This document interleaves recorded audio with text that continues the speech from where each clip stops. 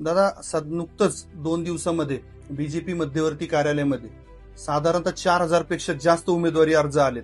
तर तुम्हाला काय वाटतं, या गर्दीमध्ये पक्ष तुम्हाला संधी देईल का, आणि का देईल हे पण सविस्तर सांगा. मुळात अर्ज किती येऊन दे, पण जो प्रामाणिक काम करतो हा. त्याचं काम झाकलं जाऊ नाही शकत. मी तळागाळातला झोपडपट्टी भागात आणि गेले 20 वर्ष काम करतोय. बरं. भारतीय जनता पार्टीचे अनेक योजना त्या भागात पोहोचवल्या असतील. बरोबर. म्हणजे मोलकरीण कामगार असेल पासून ते मातृवंदन योजना असेल, अशा अनेक योजनांचा माझ्याकडे डाटाबेस आहे. आणि मी ज्या भागात काम करतो तो प्रभाग, आता 21 क्रमांकाचा प्रभाग आहे, त्या प्रभागामध्ये 50 ते 60% झोपडपट्टी भाग आलेला आहे. बरं. त्यामुळे भारतीय जनता पार्टी माझ्यासारख्या तळागाळात काम करणाऱ्या कार्यकर्त्याला, म्हणजे आमचं आंबेडकर नगर असेल, डायस प्रेमनगर असेल आणि इंद्रनगर वसाहत असेल, त्याच्यामध्ये मी प्रामुख्याने लहानाचा मोठा झालोय. शाळेमध्ये तिथे वाढलोय.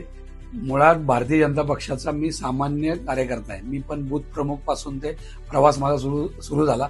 गेले 20 वर्ष झालं मी गुलटेकडी सारख्या वसाहतीमध्ये काम करतोय. बरं. अनेक प्रश्न असतील, मला त्या प्रश्नांची मुळापासून जाण आहे.